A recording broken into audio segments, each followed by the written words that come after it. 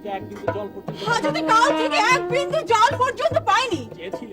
চেয়েছিলে অনেকবার খিদে পেট পুড়ে গেছে, তেষ্টায় বুক শুকিয়ে গেছে, হাত করে খাদ্য পানীয় চেয়েছি, জোর হাত করে খাদ্য পানীয় চেয়েছি, বিনিময়ে পেয়েছি চাবুক, চাবুক, ঘৃণার পদাঘাত।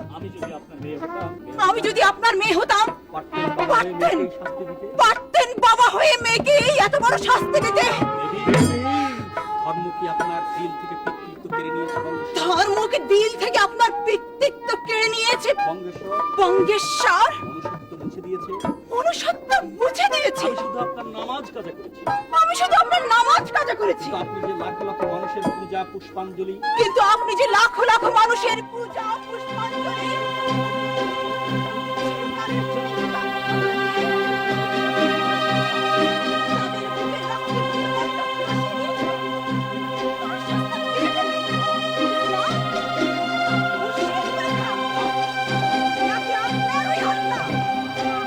চিরকালের জন্য স্তব্ধ করে দিয়ে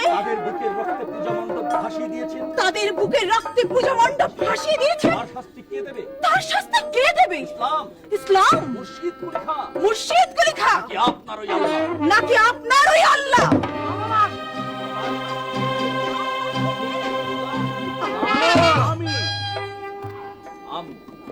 আমি এই ভয়ঙ্কর অপরাধের শাস্তি আমি নিজে নেব। কন্যা, হ্যাঁ কন্যা, বিদ্রোহিনী কন্যা। বাপজানকে এসেছিস শাসন করতে। বাপজান ভুল করে তোর উপরে অবিচার করেছে, অত্যাচার করেছে, পানি না দিয়ে, খাদ্য না দিয়ে, দু আঁখিতে ঝরিয়েছে বেদনার স্তূপ। তাই তার কণ্ঠে শোনা যাচ্ছে আমার একমাত্র পুত্রের জিন্দেগির ফরিয়াদ।